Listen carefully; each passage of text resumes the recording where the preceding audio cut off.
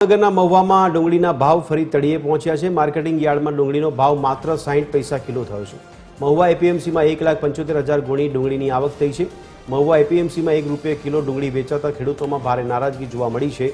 સરકાર પાસે ભાવ વધારાની ખેડૂતોની આશા પર પાણી ફરી વળતા જગતનો તાત મુસીબતમાં મુકાયો છે। જે ડુંગળીના ભાવ 1 થી 3 રૂપિયા કિલો વેચાણી છે। હવે હાલમાં બારદાના અને ઠેલા મજૂરીના પૈસા નથી આવ્યા। અગાઉનું તો બધી મહેનત ગઈ છે, દાળિયા દબાડિયા, પાણી વાળું, ખાતર, દવા। હવે આ છોકરાઓની ફી કેમ ભરવી? આમાં આવેલ છે કે લાલ તથા સફેદ કાંદા અચોક્કસ મુદત માટે આવક બંધ કરવામાં આવેલ છે। તેમજ જે અન્ય જણસીઓ છે જે લાવે તે પ્લાસ્ટિક ઢાંકીને લાવે તેવી ખેડૂત ભાઈઓને જાણ કરવામાં આવેલ છે। આજરોજ લાલ તથા સફેદ કાંદાનો જે વેચાણ બાકી હતું તે થઈ ગયું છે, સુરક્ષિત છે અને બહારની સાઈડમાં જે 4-5 દિવસથી ખરીદેલા માલ હતા વેપારી ભાઈઓના, તેઓને નુકસાન ગયેલ છે। બાકી ખેડૂત ભાઈઓને કોઈ પણ પ્રકારનું નુકસાન ગયેલ નથી। નવી